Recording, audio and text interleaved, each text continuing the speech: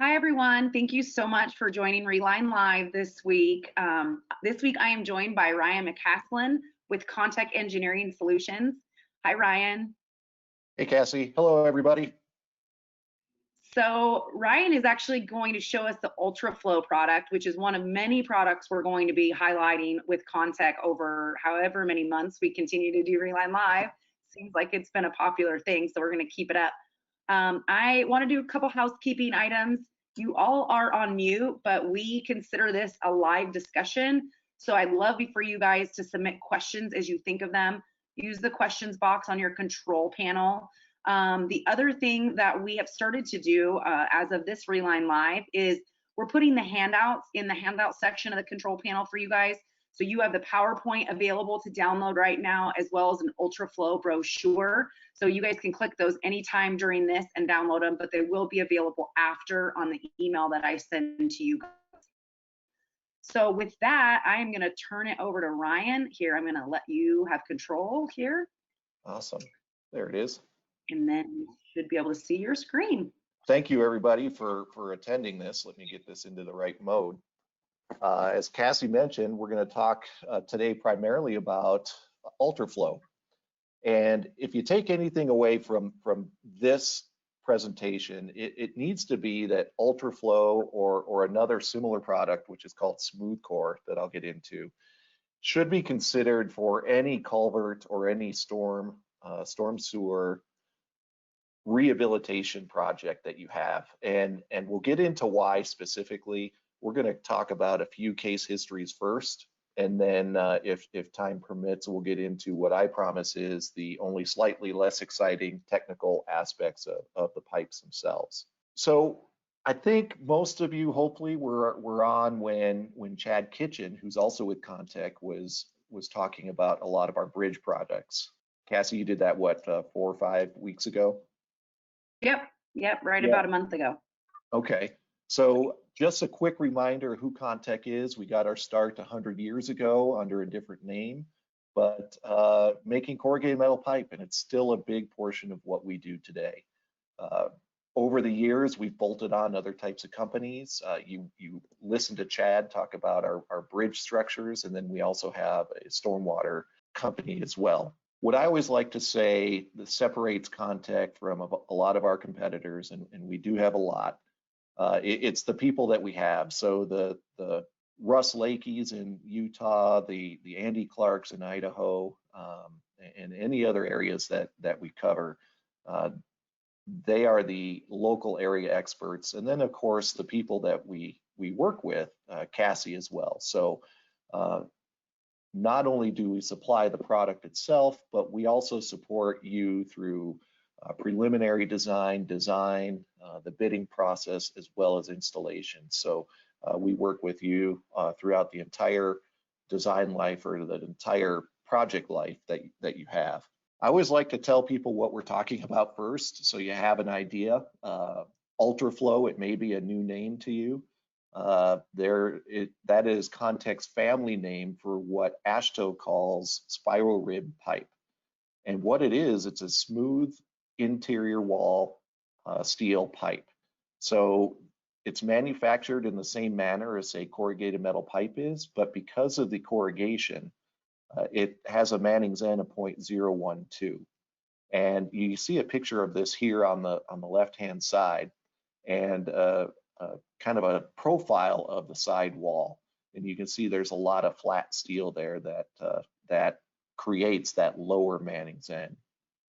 It's available in sizes 18-inch up to 108-inch, and also those corresponding pipe arch sizes as well, and used for storm sewer, culverts, and of course Reline.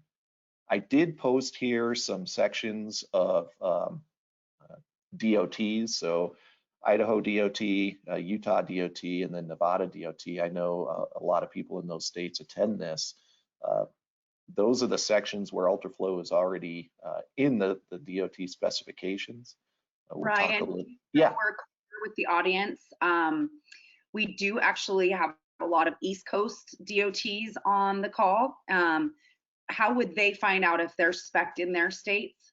you can reach out to me and I can get you in touch with the right people. Okay.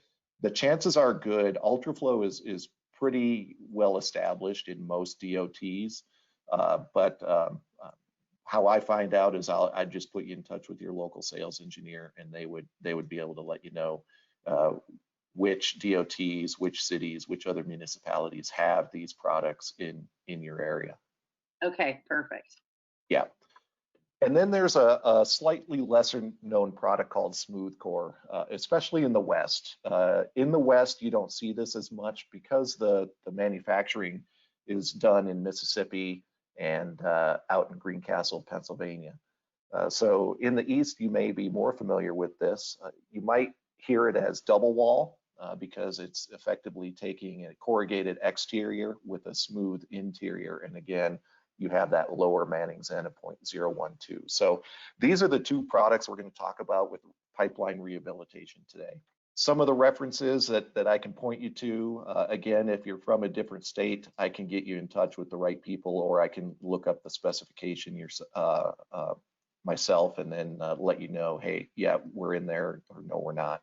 We're going to go through a few case histories first. I always like to do this because it kind of gives you an idea of, okay, yes, this is what we do from your perspective. This is something that we can look into, or we handle things a little bit differently, and kind of gets you thinking about specific projects that you may or may not be looking at. One of the things, again, that we want to take away from this is that the UltraFlo and Smooth Core, depending where you're at, should be a consideration for any culvert and storm sewer system rehab that you're looking at. This is one of the ones, Cassie, if you remember, that you used on the invite, cross culvert at Brook Forest Road in Colorado, and I really like this one because the county themselves not only designed it, but they installed it too. So their maintenance crews were able to easily design and install this structure. The diameter that we're looking at here was actually like the way that it shaped is custom. It was a custom shape you guys did, but it was a very tight fit, wasn't it? It was very tight. So in this case, there was a pipe arch that was existing, and you bring up a good point, because pipe arches have those corner radiuses, and if you're trying to reline it with a round pipe, obviously you're losing a lot of your hydraulic capacity. So pipe arch itself is one of the best, if not the best, product that you can actually reline a pipe arch with. So you can match those corner radiuses much easier than you could with any other type of product, because that's where the product was made, on the same equipment. Pretty big size diameter culvert here, 64 feet of 72 inch and 72 inch pipe arch. So good product, good project for the county to install themselves.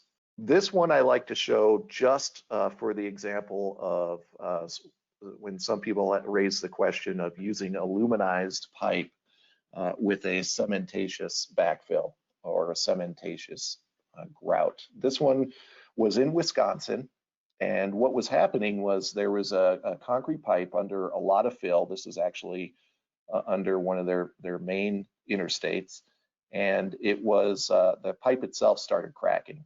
And instead of creating a bypass and having to dig up all of that backfill, they decided to reline it itself. And one of the maintenance engineers was concerned about the reaction between the cementatious grout and the aluminum coating on this pipe. And we'll get into the different types of coatings in a couple seconds.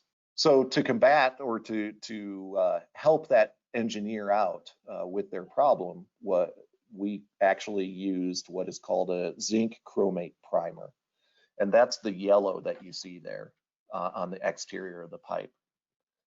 You might be asking, does the contractor apply that, or is that applied at the plant? That is applied at the plant. So it comes out, there's nothing extra for the contractor to do.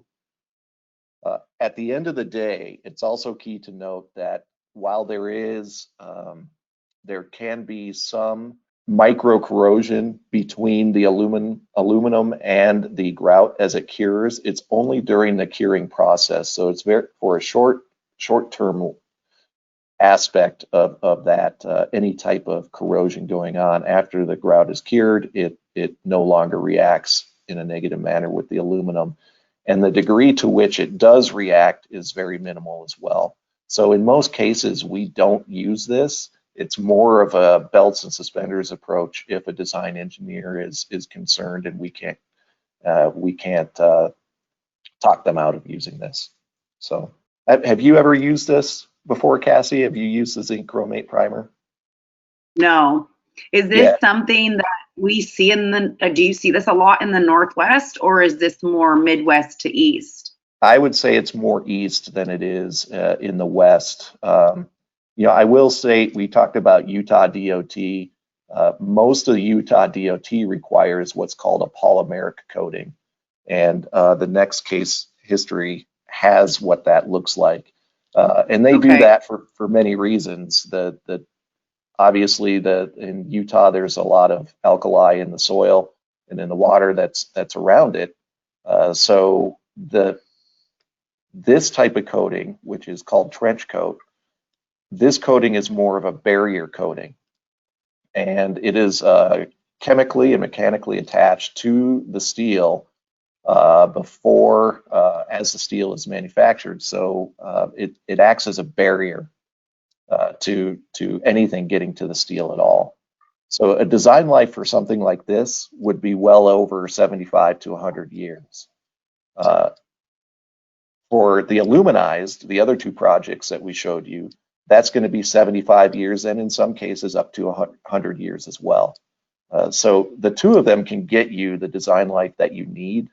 Neither one of these are the culverts that you may be used to from the 70s, where they were using galvanized. It's still a big product that we sell today, but if you're looking for that expanded design life, the aluminized coating will get you 75 plus years, and the polymeric coating will get you 100 plus years. Does that answer your question? Yeah. Okay. So I think, do you think now would be a good time? I know you and I, when we talked yesterday, we were curious to find out what people's Reline experience is. Do you think we should launch that poll right now and kind of get an idea, so we can sort of cater the rest of the chat to maybe the kind of audience we have? Yeah, that'd be great. Okay. So everyone, we would love to know what your Reline experience is. If you could just jump on and give us whichever answer is closest to you. Do you self-install pipe when you reline? A lot of DOTs have their own maintenance crews that self-install. Do you guys contract it out? If if it's a mix, which one do you do more often, if you'd put that in there? Some of you are engineers on here, so maybe you only design it, you don't install it. And maybe some of you have never done it and you're just on Reline Live trying to learn more about relining your existing culverts. So far we have about 70% have voted. Wow, you guys are fast. So let's see, we'll give it another few seconds and see if anybody else jumps on and answers. I love these polls. It kind of gives everyone to engage with us too. Yeah, it helps break things up as well. I like it too. All right, so we're going to close the poll. 70% of you have voted. So we're going to share the results. So wow, we have 50% have never done it. That's huge. So that tells us something. So that's good to know. A lot of you contracted out, and then a small portion of you looks like self-install, but nice. I like those results. You know, it's really interesting too, especially across all three of those results, the self-installing and even the contracting out. Some contractors specialize in just this. That's what they do.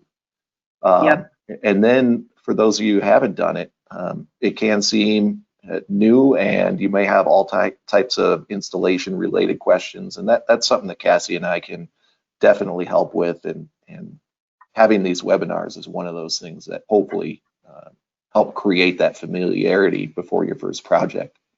Yep. One other thing I really like about this project, and this is available for all of our Reline projects. You see here that we used variable sizing. Most pipe products that are available in what I call nominal diameters. So Cassie, think of, it basically goes up in 6-inch increments, 24-inch to 30 to 36 to 42 and all the way up, right? Right. Sometimes that's not ideal, especially in Reline applications where you're trying to use as much available space as you can. Right. So because of the way UltraFlo is manufactured, we can actually manufacture to the nearest inch. So in this case, in Utah, we manufactured it to 45 inches instead of either 48 or 42. So I really like pointing that out because it shows how adaptable UltraFlo can be for your Reline projects. So I have a question for you, and we actually have some more questions come in, but I'm going to ask mine first. I'm selfish like that. Okay. I actually am working with an engineer right now, and now that we're talking about it, I actually think he might be on the call, but they have a pipe that is a 48-inch that is flowing completely full, and they need to increase the flow, a corrugated pipe. So and they don't want to tear it out, but they need to increase the flow because it's backing up at the inlet and causing flooding in a subdivision. So if they were to not go down to, like, let's say a 42-inch HDPE option, but look at something like this, how much room do you have to leave or, consider on the outside for this ribbing? So those ribs, each ribs are 3/4 of an inch thick, a little bit over because you take into account the thickness of the steel. So you have 1.5 inches total, so 3/4 of an inch on each side of the pipe. Okay. Beyond that, then it becomes a judgment call on the condition of the existing pipe. So if there are any deflections or I can't remember what pipe you said this was, but if there are misaligned joints, something along those lines. Still, so. Yeah, so just depending on what condition that pipe is in, then we'll obviously try to get as close as we can. Understanding that the closer we get, the more risk that you have in terms of making sure everything fits. So one thing you may want to do if the pipe is accessible is to pull a mandrel, or you can even make a mandrel and pull that through. Make sure that whatever size you want is going to fit. Right. That makes total sense. So I'm going to jump into some of these questions. Sure. My eyesight. With this aluminum zinc Crommet applied project, is the hydraulic performance compromised? Great question. We only have a half hour, and we can talk about this in more detail. Hydraulics is tricky. In that case, no, it was not.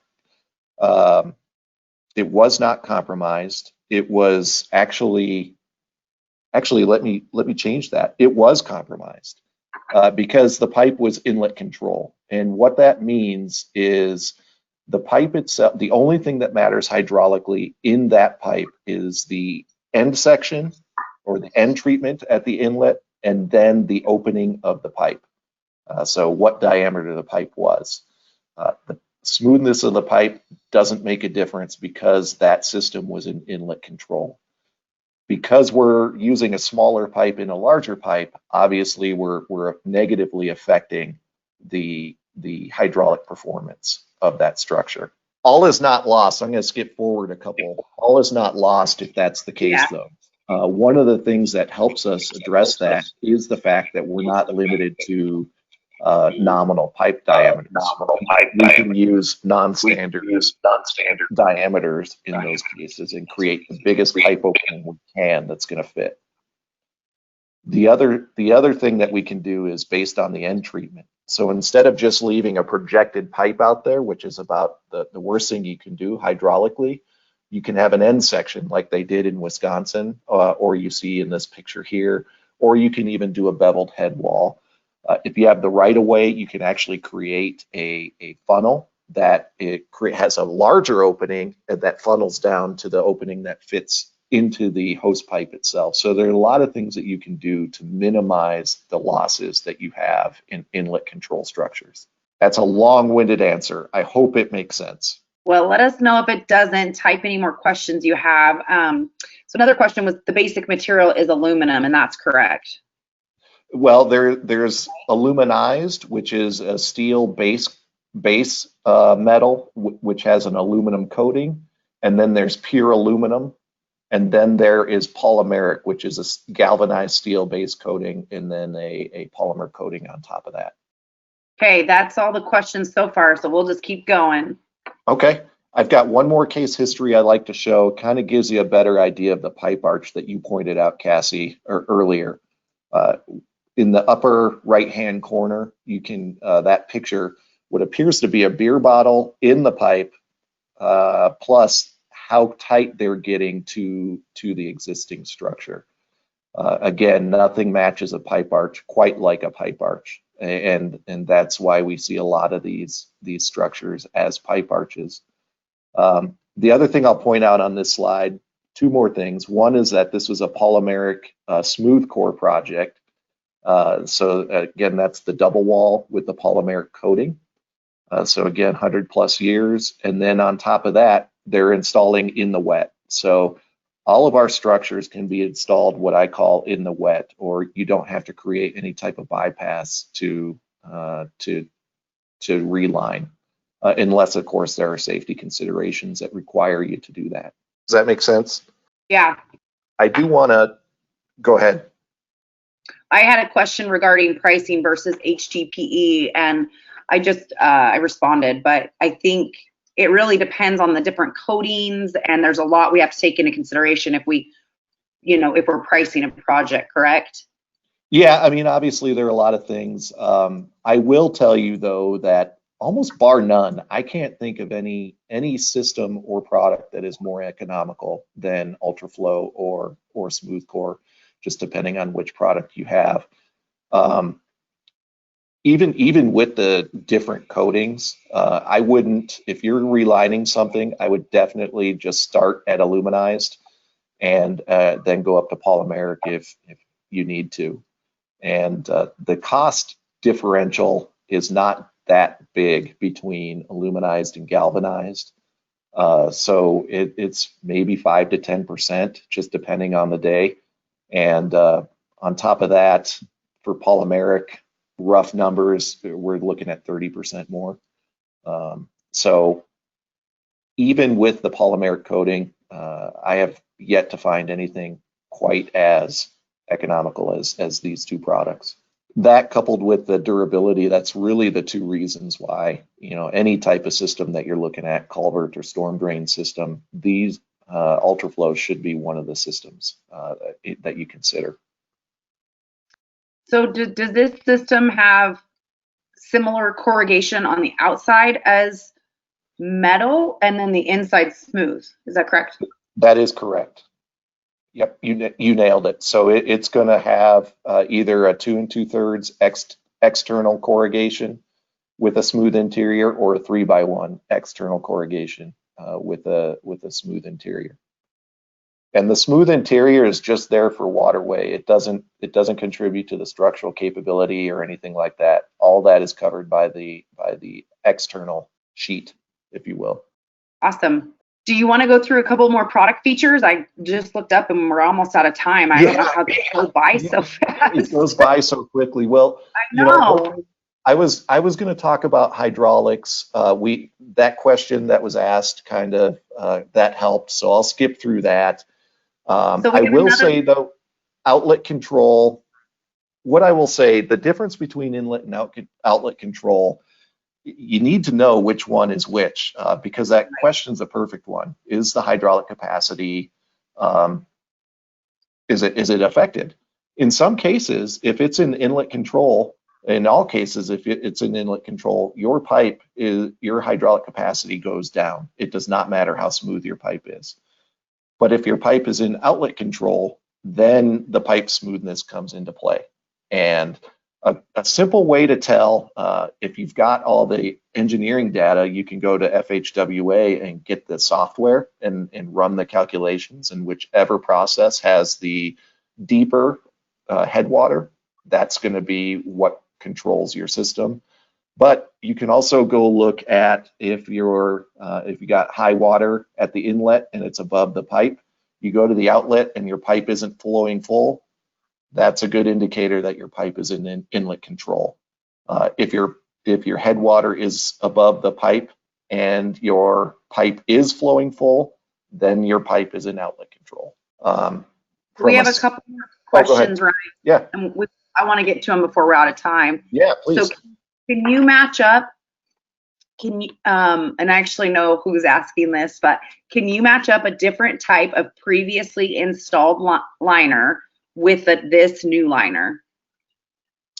So if I understand the question right, you've got, let's say, 100 feet and 50 feet of it have already been relined and they want to reline the other remaining 50 feet?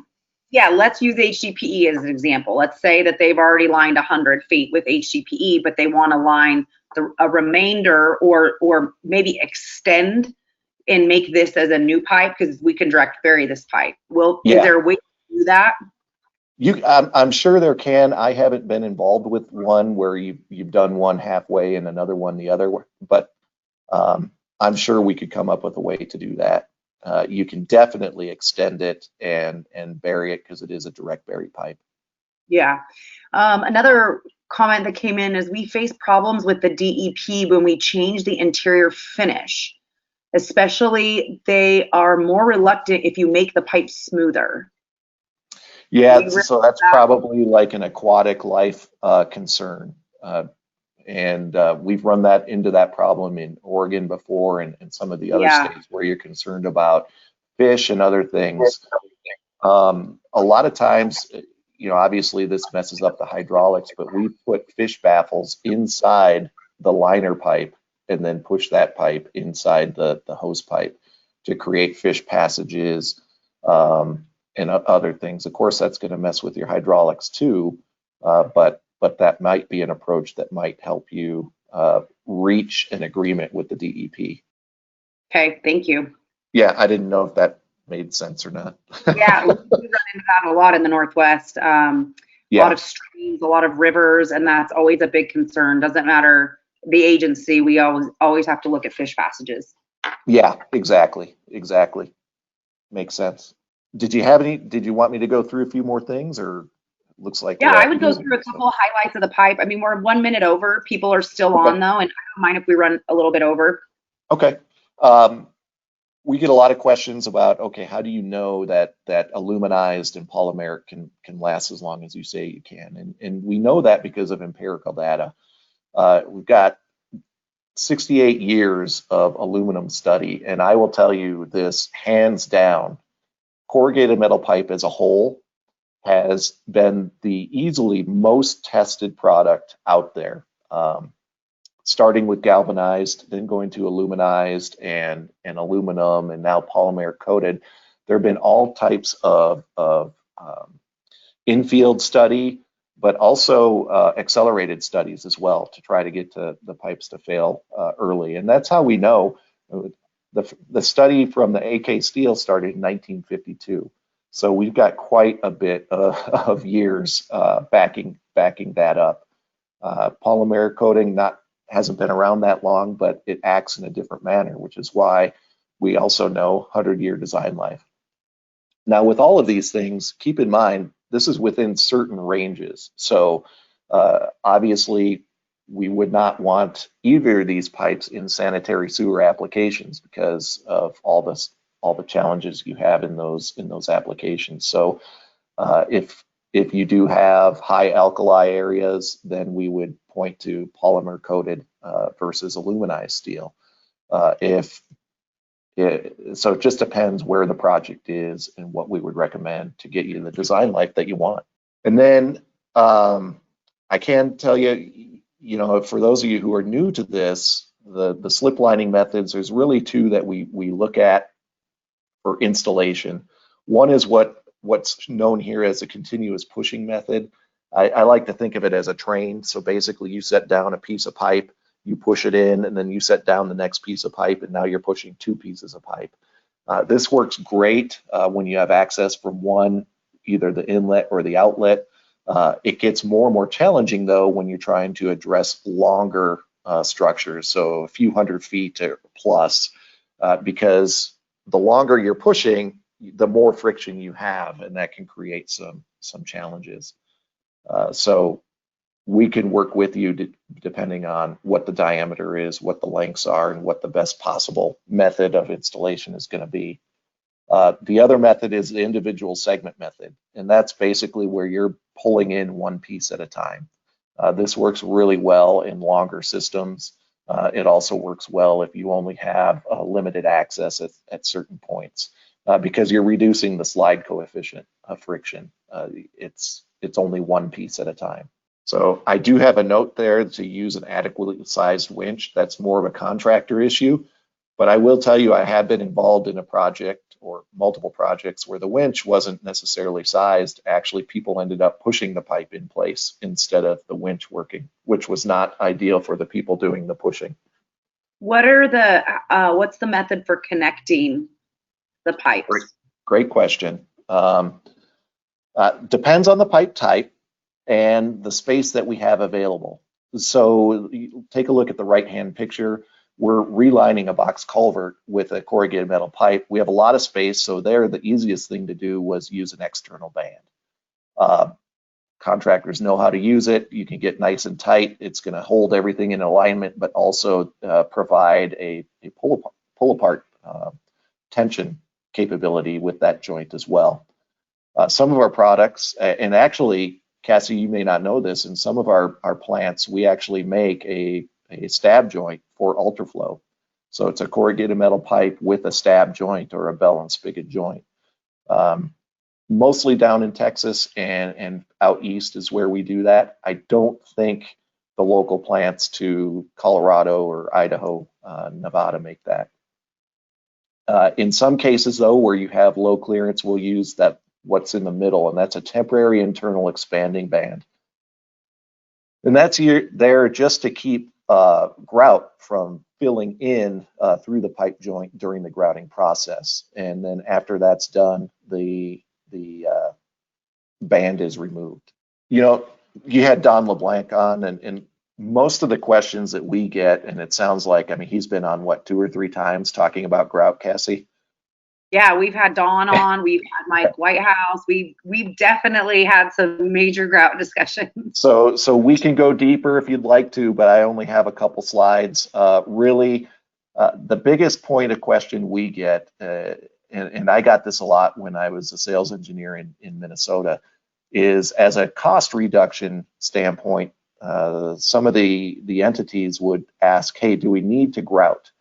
And if you were asking me, absolutely, we need to grout. And Contech as a whole will recommend that you grout the space between the liner pipe and the hose pipe. And the reason being is all the liner pipes that you're using are considered flexible pipes. And you're relining that hose pipe for a reason.